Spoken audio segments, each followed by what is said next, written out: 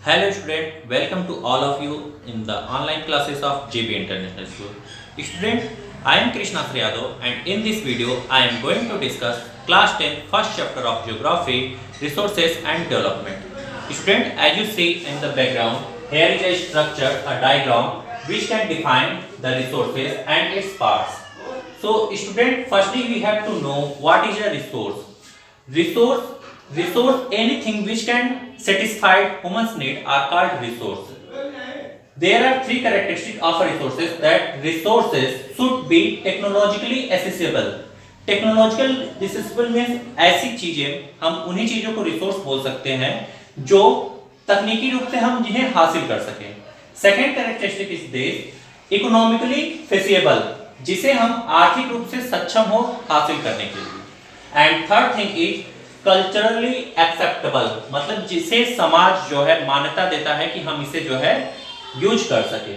Examples के लिए जैसे कि हमें कहीं आने जाने के लिए या फिर गाड़ियों के लिए जो है पेट्रोल की आवश्यकता पड़ती है, तो पेट्रोल हमें इराक ईरान से या फिर अन्य कंट्री से भी हमें मिल सकता है और पोलर रीजन से भी मिल सकता है. पोलर रीजन जो ध्रुवीय क्षेत्र होते हैं जहां की जमीनें जो है पूरी बर्फ से ढकी रहती है, तो हम दोनों जगहों से जो है पेट्रोल को हासिल कर सकते हैं. लेकिन क्या पोलर रीजन से पेट्रोल को हासिल करना टेक्नोलॉजिकली एक्सेसिबल है?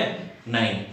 टेक्नोलॉजी उतनी डेवलप नहीं हुई है कि हम वहां से जो है पेट्रोल निकाल सके, तो हम उस चीज को अभी रिसोर्स नहीं कर सकते. रिसोर्स उसे कहेंगे जिसे हम टेक्नोलॉजिकली उसे हासिल कर सके. सेकेंड थिंग जो इसमें दिया हुआ है वो है इकोनॉमिकली फिजिबल, मतलब कि वो चीजें इतनी भी महंगी ना हो कि जिसे हम नहीं प्राप्त कर सके. सपोज दैट अगर कोई पेशेंट है, कोई मरीज है और उसे ब्लड की कमी को पूरा करना है, तो वो ब्लड की कमी को पूरा करने के लिए अनार पे भी डिपेंड हो सकता है और कीवी पर भी डिपेंड हो सकता है. कीवी भी एक प्रकार का फल है. तो सपोज दैट कि अगर उसकी आर्थिक स्थिति उतनी अच्छी नहीं है कि वो महंगे फल खा सके, तो वो थोड़े सस्ते फल खा के जो है अपनी कमी को पूरा कर सकता है. And third thing is culturally acceptable. Suppose that कि हमें बहुत बड़ा जो है कोयले का खदान मिला हुआ है, लेकिन वो कोयले का जो माइन है, कोल माइन जो है, वो किसी मॉस्क्यू के नीचे है, किसी मस्जिद या फिर मान लीजिए किसी टेंपल के नीचे है, तो हमें हो सकता है कि वो समाज जो है उसके नीचे खुदाई करने की मान्यता न दे, तो हम उसको अभी रिसोर्स नहीं कर सकते.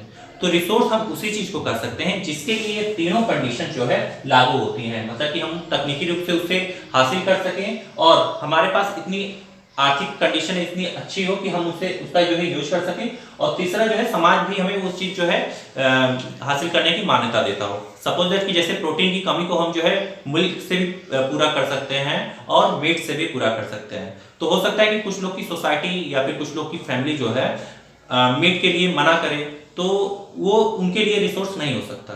तो ये तीनों चीजें हैं जो एक रिसोर्स बनने के कैरेक्टरिस्टिक्स हैं.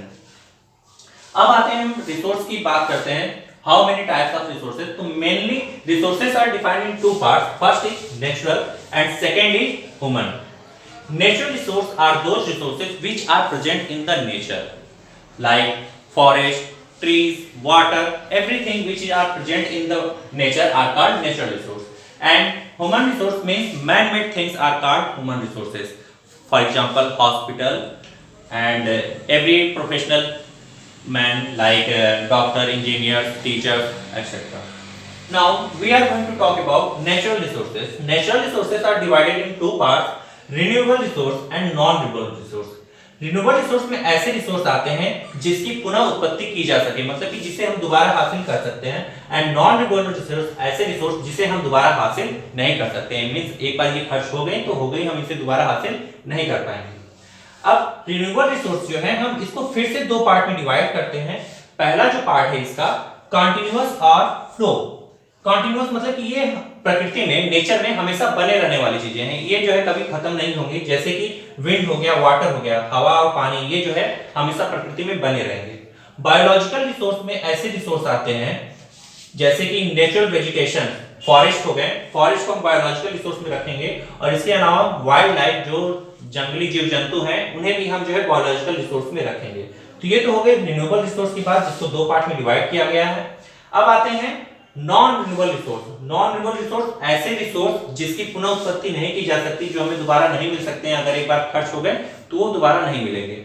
जैसे रिसाइकेबल रिसाइकेबल रिसोर्स में ऐसे रिसोर्स आते हैं जिनको खर्च करने के बाद हम जो है दोबारा प्राप्त कर सकते हैं, जैसे कि मेटल हो गए, प्लास्टिक हो गए। प्लास्टिक का स्टूडेंट अगर हम उसको एक बार यूज कर लिए तो हम उसको रिसाइकिल करके दोबारा किसी काम में यूज कर सकते हैं।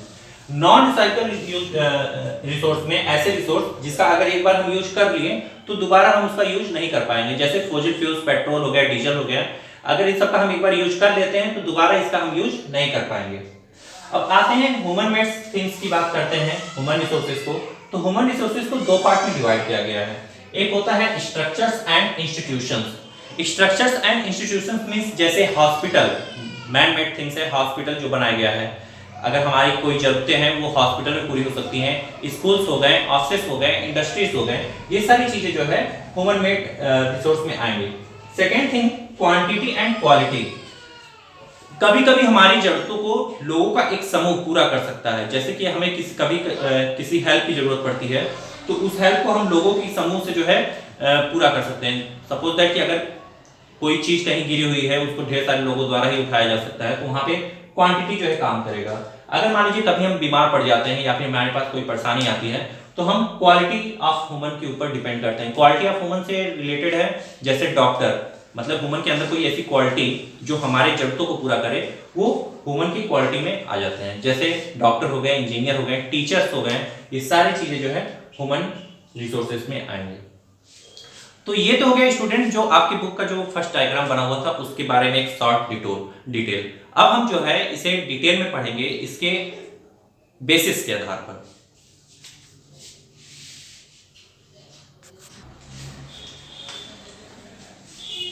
Student, in this diagram we have to know on the basis of different things how many types of resources.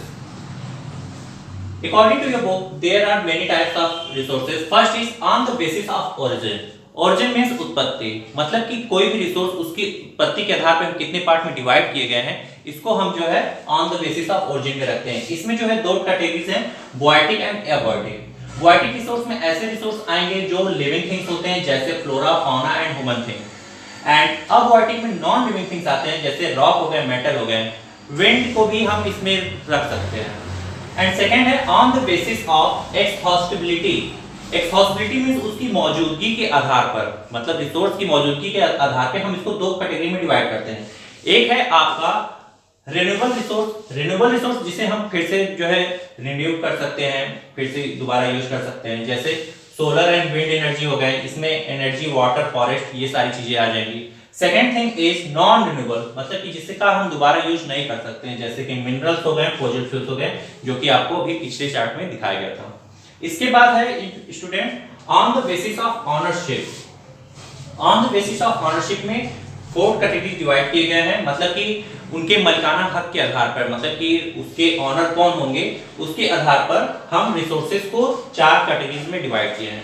First है इंडिविजुअल, मतलब कि कभी-कभी रिसोर्स का कोई एक पर्सनल ऑनर हो सकता है, इसे हम इंडिविजुअल रिसोर्स में रखेंगे, जैसे कि हमारे प्लॉट्स हो गए, हाउस हो गए, ये पेन हो गए, इसका किसी एक व्यक्ति का मलिकाना हक होता है, तो उसको हम इंडिविजुअल रिसोर्स में रखेंगे।